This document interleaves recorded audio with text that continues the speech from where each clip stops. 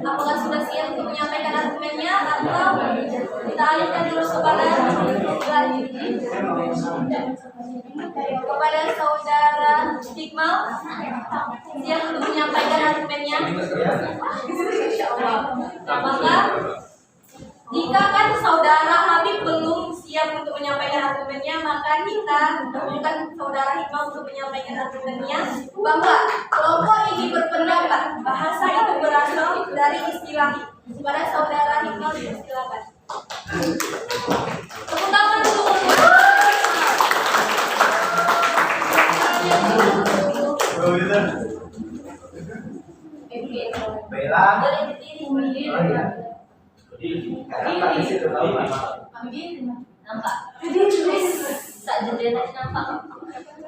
Baiklah, saya mewakili dari kelompok 1 yang tadi ditentukan oleh ibu-ibu ini tentang bahasa itu adalah istilah. Nah, mengambil dari ayat Al-Quran, Bismillahirrahmanirrahim, Wa'allama Adam al-asma aqulaha summa aradahum ilal akhir. Nah, dari ayat Al-Quran itu kan Allah bilang alama. Kalau dia alama berarti dia dari wazan fa'ala, yang artinya itu dia mengulang-ulang. Nah, kami mengambil dari ulama yang termasyhur yaitu ulama Ibnu Jinniyah. Ibnu Jinni mengatakan bahwa al-lughiyah al-aswatu yu'abbiru biha kullu qaumin an a'radihim. Nah, jadi Ibnu Jinni ini bilang bahwa aswat itu terjadi karena dari sekumpulan kelompok gitu.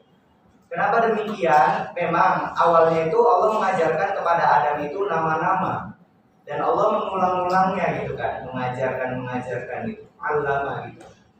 Kemudian Ibnu Jinni mentafsirkan bahwa ayat tersebut memang awalnya berasal dari Allah, tapi nggak semua bahasa dari Allah, dikembangkan oleh sekelompok manusia yang kawan-kawan. Nah, kemudian dari situlah, dari ungkapan ulama yang masyhur Ibnu Jinni itulah kami berpendapat bahwa al-lughah itu dia dari istilah perkataan manusia.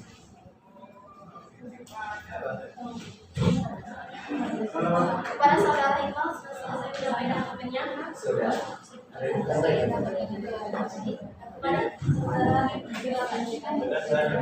Sebelumnya sebelum saya ingin jika Allah itu tidak diciptakan semua bahasa, terus apalah gunanya Allah itu sebagai pencipta? Kemudian pertanyaan saya kedua, apa alasan Ibnu Jinni ini memberikan argumen seperti itu?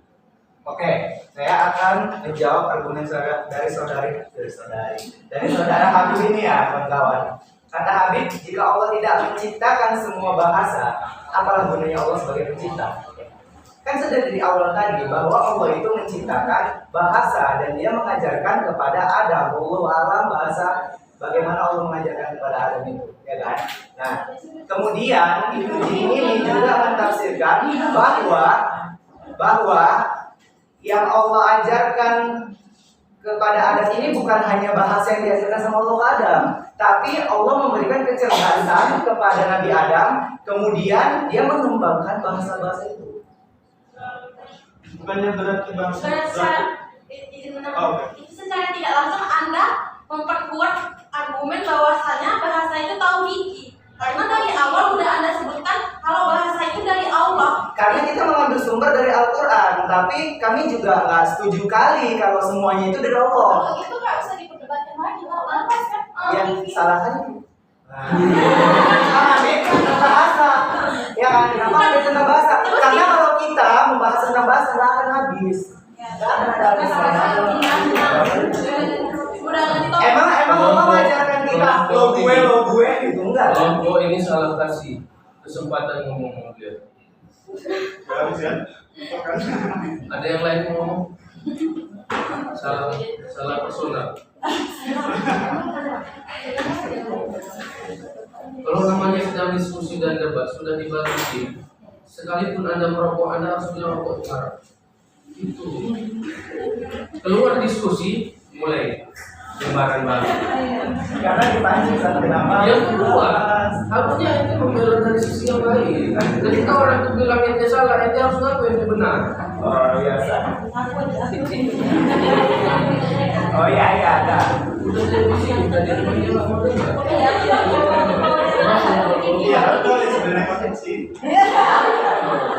Atau ulang di sana, ente pindah dari sana. Sini mau jadi kopi. Enggak. Atau email di luar aja lah di pintu. Kalau sudah dibagi antara dari poin sapi abadi dan jaya itu harus sapi ketika argumen. Kalau enggak nanti leher bisa terpunggal. Macam ini kan terpunggal lehernya. Ada pendapat dari yang lain? Silakan. Jumadi. Sandi apa panggilnya? Nurul. Tadi Iqbal mengatakan bahwa bahasa diberikan Allah kepada Adam dengan cara berulang-ulang kali. Kemudian Adam diberikan oleh Allah kecerdasan yang ditakwilkan oleh Ibnu Jini tadi. Nah, kecerdasan itu diturunkan Nabi Adam kepada anak cucunya dengan dibekali beberapa bahasa yang wallahu alam kita nggak tahu bahasa apa saja. Kemudian anak cucunya berkembang tersebar ke seluruh penjuru dunia sehingga nanti juga mengajarkan berbagai macam bahasa kepada sekelompok mereka juga gitu. Jadi kami berpendapat bahwa bahasa yang memang disepakati oleh sekelompok orang itu, karena bahasa bisa timbul dari apa yang kita dengar, seperti mendengar tutukan meja, desiran angin, suara ombak laut yang kita pelajari juga, yakni laut, bahang-bahang itu kan dari desiran ombak laut, sehingga timbullah sebuah syair. Syair kan juga berbahasa, ada bahasanya juga. Begitu. Terima kasih. Membantu. Membantah. Jadi kalau memang itu dari usaha manusia atau manusia itu berusaha untuk mencapai bahasa, bukannya semua yang alat-alat tadi seperti ombak, apalagi suara ini, bukannya suara-suara itu diciptakan oleh Allah. Itu. Tapi izin. Oke, dari pihak mana? Ini harus dulu. Ini Oke. Jangan pernah salahkan orang yang salah banyak atau ente mengakui dari pihak sana. biasa. Silakan. Ini udah teguh berdiri ya. Oke. Setelah keluar dari sini kami tetap akui keimanannya tuh. Karena kan tadi itu bagian. Mau ente bilang sekalipun ketika diskusi nuansa ilmiah, mohon maaf para audiens, masih terkenal ya, itu bisa dimatikan sejenak. Ada atau nanti kalau mau diapa dikasih. Dan masuk YouTube ya ini. Maksudnya mohon maaf, sekalipun Anda ingin mengatakan mohon maaf oleh para kawan-kawan yang mengatakan bahasa ini 100% semua dari Allah, terkadang terlalu kecil dong. Begitu besarnya Allah, bahasa terkecil sekalipun sampai bahasa antara ada namanya language game, sampai language game yang hanya diketahui 2 orang sekalipun itu harus Allah yang mengatur secara detail. Berarti terlalu kecil dong wewenang Allah. Allah secara umumnya hanya global. Andai kita analisis dari antum a'lamu bikum di dunia pun, ini kan nuansa duniawi. Dan ibaratnya gitu. Bukan berarti ketika keluar dari sini karena saya tidak beriman, bukan. Gitu harus gitu membela. Ibaratnya semi-seminya mau nggak mau jadi pengacara, walau bohong saat membela klien, ya harus bohong. Yang penting klien menang, sama dan ini harus mau nggak mau mereka yang tidak begitu menerima harus agak menerima. Jadi apa bantahannya? Sedangkan bunyi-bunyi yang kayak ombak, pukulan itu yang nyiptakan Allah juga. Oke, memang bunyi-bunyi itu dan ombak-ombak kan Allah yang ciptain, tapi Allah yang pakai perantara manusia. Sekalian itu secara tidak langsung Allah itu. Tapi kan ini dunia manusia, perkumpulan manusia. Nih, siapa yang buat manusia kan? Apa maknanya siapa yang sepakat? Kan nggak bisa Allah kita nggak bisa Allah mengetuk gitu kan. Ini kita sebutlah dengan perantaranya. Ini tangan ini perantara Allah, bukan Allah. Siapa yang memberi? Tunggu saya sampai. Ini kan sekarang kita bahas tentang asal mula bahasa. Asal mula bahasa ya dari awal itu emang dari awal. Tapi kayak mana sekarang bahasa itu berkembang berkembang. Kayak yang disebutkan hikmah tadi adalah kue. Itulah udah masuk peran manusia di sana. Itulah dia pelajaran kita linguistik. Bagaimana makna, perbentukan bahasa. Tapi kayak mana pun ceritanya bahasa itu kan pertama kali memang dari Allah. Wa alamal adamal asma'ullah wa alam. Wa alama itu Allah wa alam, entah bahasa itu diajarkan Allah face to face sama Nabi Adam mengajarkan bahasa itu kayak mana, atau dibisikkan dalam mimpi kayak mana, baru bahasa itu diajarkan sama Nabi Adam. Itu kan udah proses kedua. Proses pertamanya antara Allah ke Nabi Adam langsung itu. Allah sama Nabi Adam, bukan orang ke orang lain. Oh, nggak bisa. Manusia ke manusia. Nggak bisa gitu, karena Allah cuma ngajarin Nabi Adam, Allah nggak ngajarin kita. Sekilas di samping itu banyak juga sepakat ulama, Quran nggak semua bahasa Arab loh. Ada bahasa Urdu, dan di samping itu ada juga ayat mengatakan bilisani qaumihim.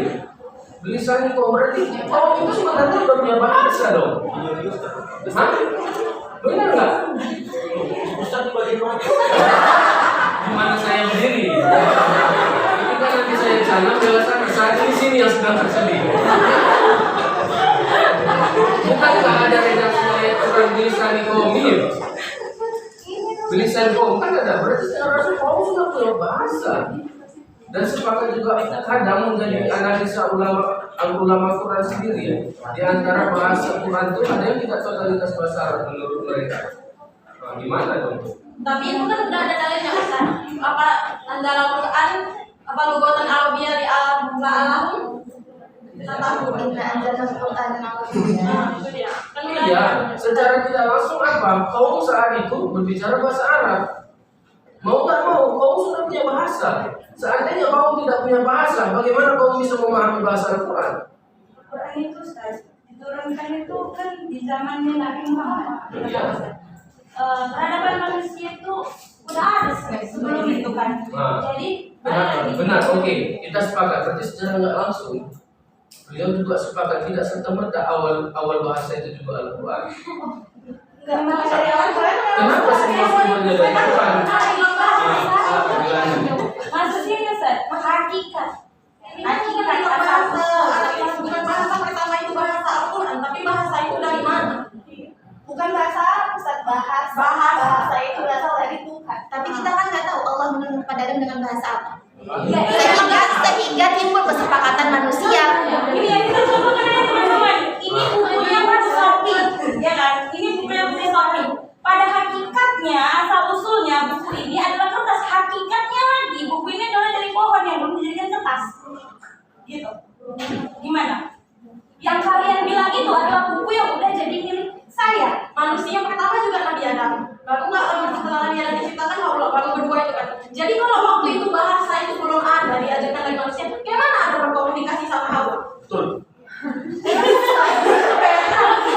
Terus Ustaz, seperti yang Ustaz bilang tadi kan, bahwa setiap kaumnya itu sudah memiliki bahasa tersendiri. Sebelumnya gini Ustaz, kaumnya itu apakah ketika Nabi Adam itu sudah ada kaum? Kan ada duluan ada Ustaz, baru ada kaum. Secara tidak langsung, Adam dan pada saat itu dan Hawa, kalau kita analisis dari teorinya Linguistic Game, Adam dan Hawa punya kesepakatan bahasa di antara berdua. Saja, namun ini mereka yang mengajak kita mengintip filsafat bahasa, ya kan? Bahasa apa? Ya, bisa aja sepakat bahasa itu yang berkembang menjadi bahasa kita hari ini. Kenapa? Karena tak bisa kita pungkiri setiap kitab yang diturunkan dengan bahasa kaumnya. Pada saat itu, kaum Nabi Muhammad sudah berkembang dengan bahasa Arab yang berkembangnya syair-syair, turun Al-Quran dengan bahasa itu. Enak kali ya dipakai. Tapi kira-kira Ustaz, Kalau masih kira-kira nggak bisa. Ustaz kita tadi kira-kira kemungkinan bahasa kita, Iya. kemungkinan bahasa Lanjut, silakan. apa beda kira-kira sama Silakan. Silakan. Silakan, Mas. Habib. Gini, kalau menurut Ustaz, saya tadi Pak, jangan lari kasih dulu. Ada enggak, seharusnya dia bisa bantu yang ngomong juga. Nanti dia yang lain.